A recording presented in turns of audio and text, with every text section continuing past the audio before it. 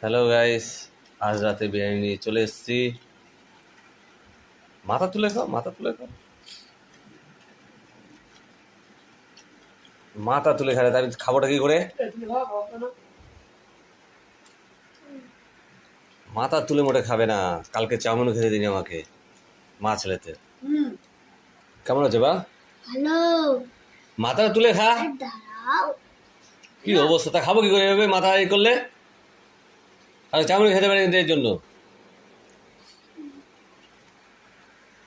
কি হারে খাচ্ছে দেখো।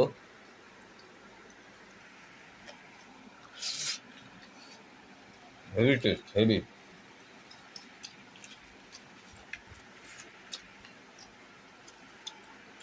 ওরে বাবা রে, খেতে দে।